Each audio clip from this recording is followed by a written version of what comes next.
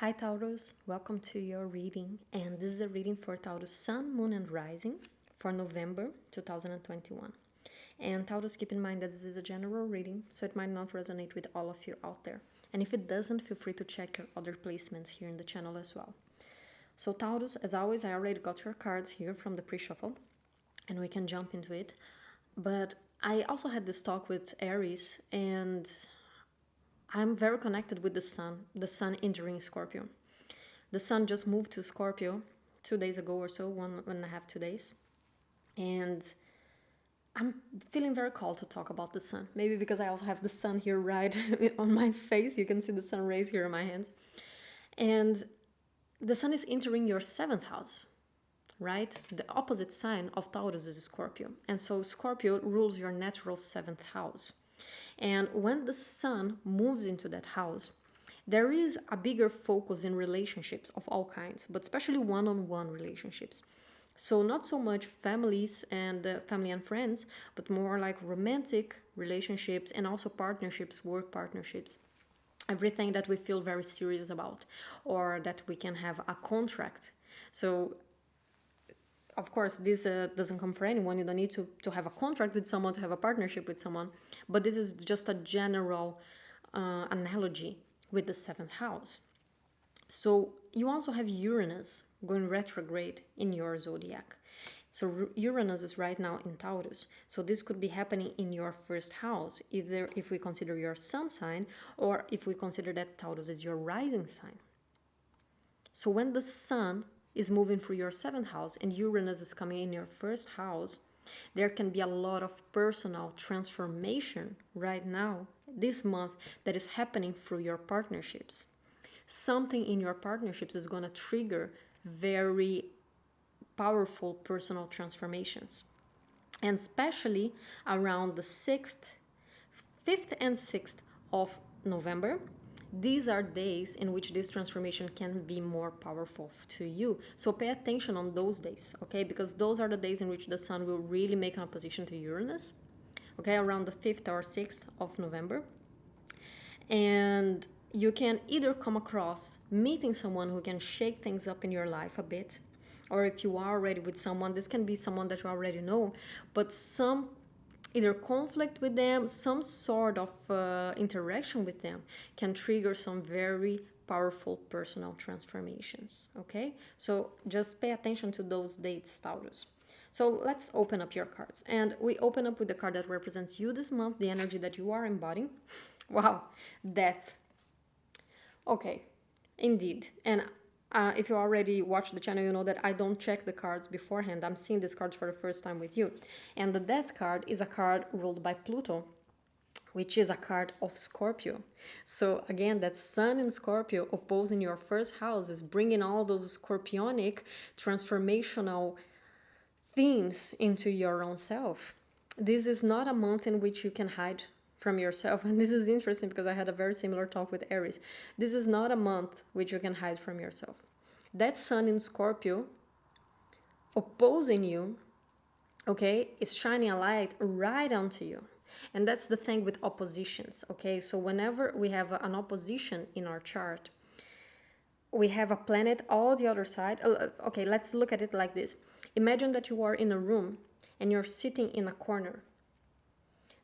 If there is someone in the very opposite corner, they have the best view of you. They are looking straight onto you. They can see right through you. They can see everything, okay?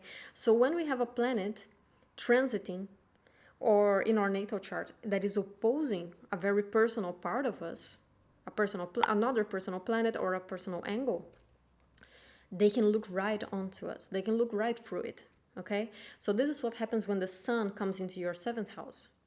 It casts a light right into your deepest parts of yourself, and you cannot hide from it. You know, it's a spotlight. You are being put in a spotlight. So indeed, this is a month of transformation, and especially with Uranus transiting your first house right now. There's no place to hide. It's shaking up who you are at a core level. And this is coming through relationships with other people, okay? Let's see what exactly you're being transformed into here, but Yeah, I don't think that this is a month you can hide. And then the environment, wow, the sun, what I just said, this is beautiful, this is perfect. Look at this. Sun in Scorpio, and I just said it's like the sun casting a light right into you through your seventh house. Other people, they are working as a spotlight to show yourself, to show to you what you need to transform. Okay? The thing is, with the seventh house is also the house of open enemies. And the thing is, I don't see the sun here as an enemy. So what I want to tell you here is that whatever interaction you come across this month that triggers you, I don't want to look at them as an enemy. I want you to look at them as this huge spotlight that is pointing and showing you what you need to transform. And I'm not saying that you're not going to come across people who are triggering this month.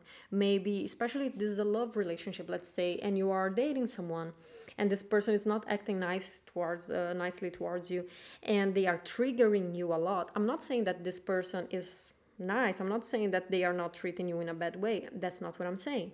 But it's just that that's not what is important here. You need to use other people's behavior this month and how they make you feel as a feedback of something that you need to transform in yourself. So instead of focusing on how they are treating you, on what they are doing, focus on why am I feeling triggered about this?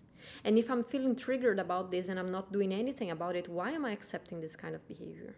Why am I still staying in this situation? What does this say about me? Okay, and I'm getting this, I know that it will be different for all of you, okay? But for those of you that are, and I know that a lot of people come to YouTube to check on a reading and know about the person that they are dating, and many times it's not going so well and they are not being well treated. So for those of you who are going through that, okay, if you are accepting someone who is not treating you right, instead of focusing on their behavior, why aren't they treating me right? Why are they treating me like this? Why don't they want me? And blah, blah, blah, blah, blah, blah, blah. Why are you staying instead? Why are you subjecting yourself to this kind of behavior? Okay, this is what I want you to focus this month, because this is what this month is all about. You cannot change someone else. You are not the Lord of Karma to teach someone and heal someone and teach them how to be better. That's not your job. Your job is to heal yourself. Okay? So this month is about your own inner transformation. It's not about changing someone else. It's about changing yourself. Why are you accepting this? This is what Uranus in your first house is trying to teach you. So if you have your sun in Taurus, this is about how you show up to the world. This is about the person you're growing to be. This is about how you are transforming the way you see yourself. If you have a Taurus rising, then this is about how you project yourself to the world, how you put yourself out there, and how you interpret the reality back. And if you have a moon in Taurus, this is about how you process your emotions, about how you feel and what makes you feel safe. So it will depend on what placement you have in Taurus, but you are being asked to transform your own self regarding that area of your life, not the other person. That other person is just a spotlight, okay? So it's a bit like, don't blame the messenger. Don't blame the messenger. This is trying to teach you something about yourself. This is showing something that you need to change in yourself. It's not your job to change someone else, to convince someone else, okay? So, as with Aries, I also took a long time just talking about this very first cards with Aries as well, and now with you it's the same thing. Let's jump into your reading and see the rest. Wow, yeah, 7 of Cups. The Death card again, and with Aries we also had the same card repeating itself in the reading, so the Death card. The Queen of Cups in reverse. Interesting, because you're having a lot of similar messages as Aries. The Page of Wands in the reverse. The Seven of Swords, we also had this card for Aries. So if you do have Aries placements, watch that reading as well, because it might have something there for you. The Devil. See, so many patterns being broken. Internal patterns. The Star. Wow, and I shuffled these cards a lot. But we have lots of cards that repeated themselves from the Aries reading. This is very interesting. So it's quite a similar message here, but with a different panorama. It's not the same thing, but it's similar. It's also internal transformation. There is a big lesson here in regards to going for what it is that you really want. And being discerning. Being very discerning. Because I feel a nature of emotional closed offness here, with that Queen of Cups in the reverse as well. The Seven of Cups here really asks you to be discerning about what it is that you want. You don't need to accept everything that is in these cups, like everything that are in these cups here. We have 7 cups, and each one of them has different things. You don't need to accept all of them just because they are being offered. You can be discerning and choosing what it is that you really want. What do you think will make you happy? And again, I'm being called to this love message. For some reason, I'm getting a very love vibes coming from your reading, but it might not be for all of you. So just fitting in whatever other area of your life you're feeling like this belongs to. But let's say, for instance, that you are dating. And in order to mask your own insecurity and your need to be loved and be accepted by the other person, you are trying to hold on to anyone who shows up to you, even though they are not the kind of person that you actually want. So, for instance, if you had many people showing up and you could really choose them, maybe you would not choose that person if you had someone better, you know? Like deep down inside, you know that you're not compatible, you know that he or she cannot give you what you want, but you keep going on for them because they are there and because you actually need to get them to like you in order not to feel insecure about it. So it's not that you want them, you want to be wanted. So the Seven of Cups here tells me that what it is that you actually want, what is actually compatible with you, with your life, with your needs. Can this relationship actually give you what you need? How much are you willing to compromise in order to mask yourself to yourself? Is it really that this person is mistreating you? Or is it just that you keep going for people who make it very clear to you that they don't want you and you keep forcing them to want you so that you feel loved? That spotlight that I talked about, you know? This is a pattern that needs to change. There needs to be a bigger connection here between who you are and what you really want and what you really need. There needs to be a big connection here because right now I feel like you are disconnected from your needs, disconnected from your wants, disconnected from your emotions. This Queen of Cups in the reverse here shows me that. There is a disconnection between you and your true emotions. So for those of you, and I'm also picking up the message of travel. So I don't know if some of you got an offer to move abroad or move like to another state. Maybe if you live in a big country, to move to another state or to another country. And it's like part of you thinks that you should want it, but you don't really want it, but you just think that you should want it. I got, this is a very specific message, but it might fit one of you. If it's for you, like, let me know here in the comments, because I am picking up this message of someone receiving an offer to work abroad and thinking that they need to accept it, that they need to want it even though they don't. So there needs to be a higher connection, a bigger connection here with your emotions, what it is that you truly want, what it is that you truly need.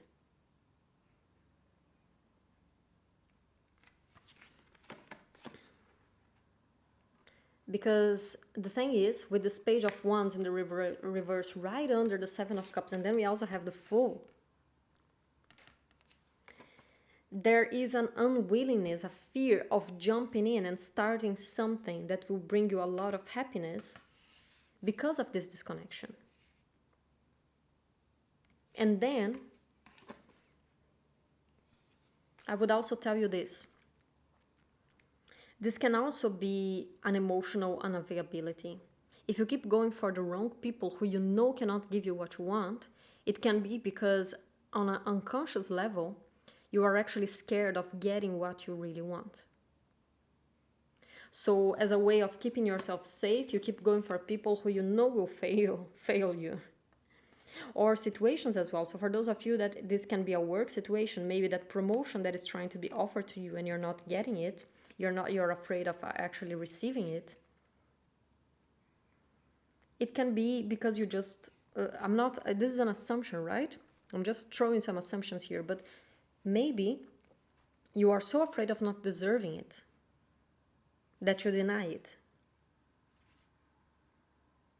But the message here is to jump and go for it. Go for what is actually good for you, for what makes you happy.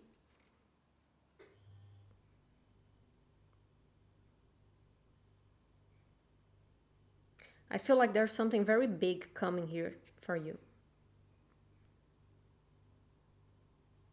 But then you might keep attaching yourself to situations, to jobs, to people who are not actually fulfilling you, because deep down inside you're just scared as hell to get what it is that you really want, to get something that will make you truly happy.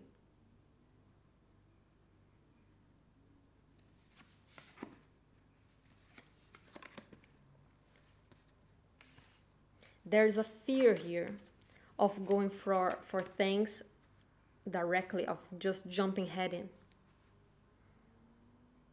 It's like you're trying to do things behind the background, trying to manipulate the situation in a way that will be good for you with the devil. And this is a lower nature here that needs to be transformed. Most probably this is what the death is talking about, that transformation about you, you know.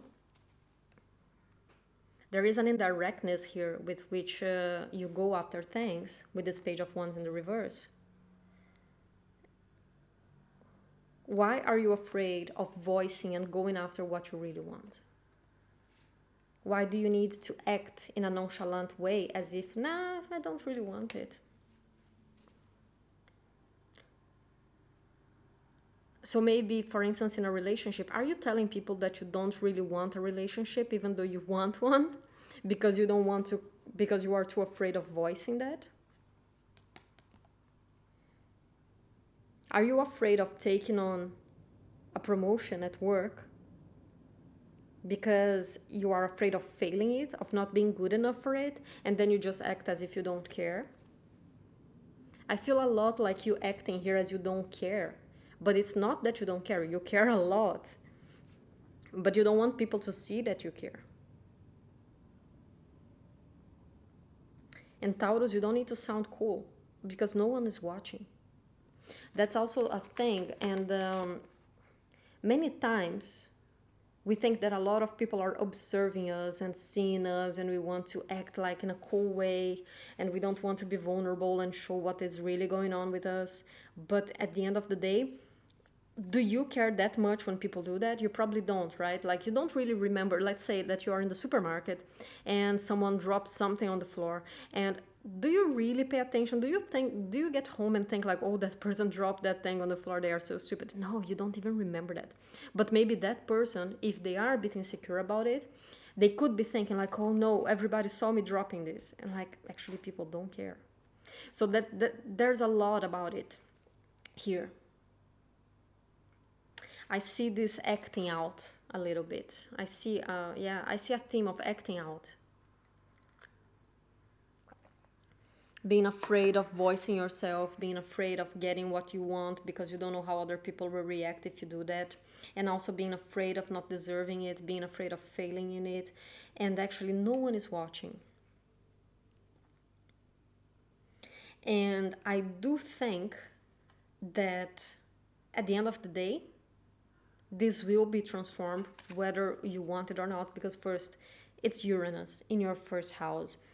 We don't resist the changes of outer planets. Outer planets are Pluto, Uranus, and Neptune.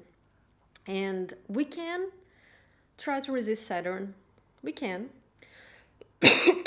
It's hard, but we can.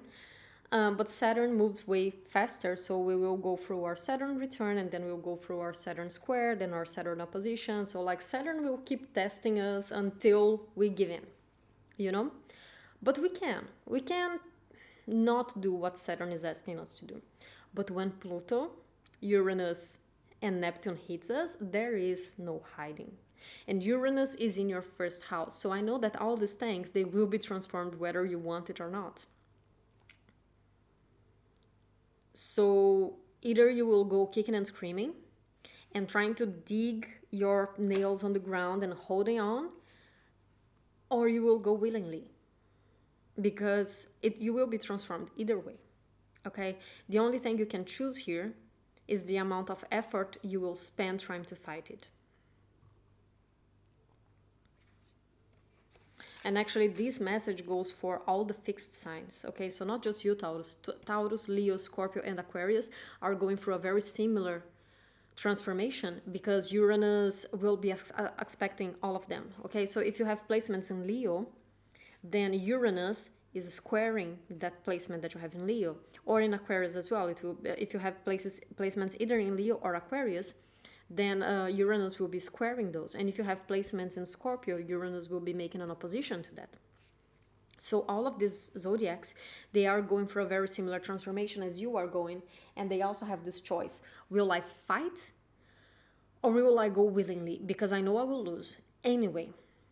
So either I will fight and spend all my energy and effort for nothing, or I will just jump head in. And I do think, Taurus, that many of you will jump head in, because we have the Fool here at the end, and the Fool is a card of Uranus.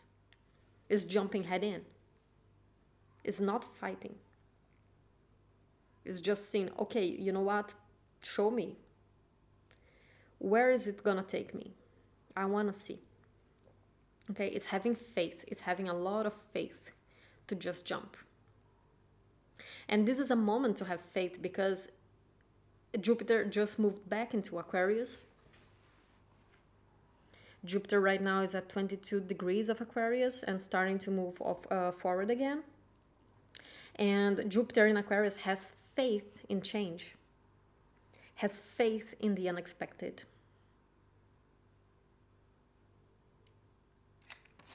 And another card of Uranus here. So you have a lot of Uranus going on, which is very funny since it's in Taurus. But the star is also a card of Aquarius. And the star is also about faith. Both cards, they are both about faith. The difference is that the Fool has faith in the journey. He goes into the journey head on and with faith that everything will work out. And the star has faith because it has lost everything and it just has no other choice rather than trusting the process. And that's what Uranus does as well when it hits us in a personal planet. It can take everything from us to force us to release it. And with the Page of Swords here in the reverse, the Page of Swords upright, you can see that he's on the top of a hill and he's just very aware. This is also an Aquarius card, by the way. So you have a lot of Aquarius going on here. Also, this is an Aquarius card. And yeah, so Uranus is indeed very important for you this month. And with the Page of Swords here, so you can see in the upright card that he's in the top of the hill. at the top of a hill, and he's just looking very careful, and he's ready. He's ready to slice it. He's prepared. But when it's in the reverse, it's like, I'm not prepared. If an enemy comes, I will be just taken because I'm not watching anymore. So there is this big theme here of release, which for you and Scorpio, both of you, you are the axes that lead with control, that deal with control.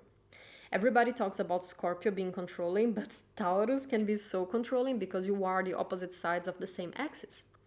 Taurus is all about what belongs to me, my personal values, what is mine, what did I build, and Scorpio is all about what is of someone else, right? The 8th house is other people's values. And both are about control. Both of them. They are the most loyal but most controlling zodiacs. So a lot about this month here is relinquishing that control, which is also a message that I give to Aries. And having faith in that process. Dealing with that Uranian energy that is going through your zodiac to transform yourself. You cannot transform other people. You cannot transform situations around you. You can only transform yourself. And then through internal transformation, you will bring transformation to the environment. That's how we do it. I think about it, let's say, for instance, environmental issues, global warming. You cannot force your neighbor to recycle, let's say, or to eat less meat, or to be more aware of the environment in any case. You cannot force other people to do that. What you can do is change yourself and lead by example. And actually, if everybody changes that in themselves, then society changes as a whole.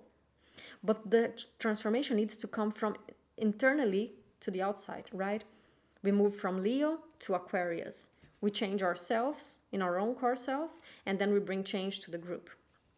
That's how all opposites in the zodiac work. So, yeah, again, the spotlight here is on you, it's not on other people. Other people are only there to show you what you need to transform in yourself. Okay, Taurus, so let's get some oracle cards for you.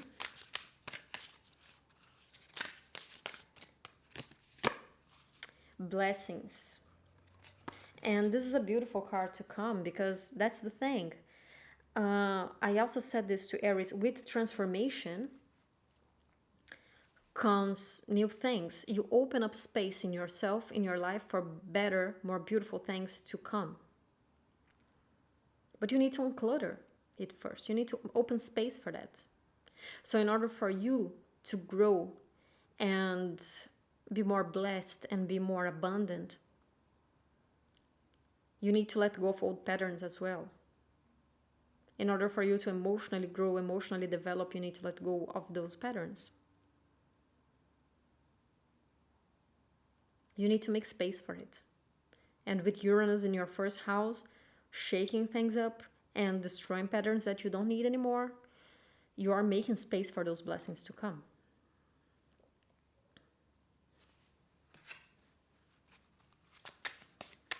Let's get one last card.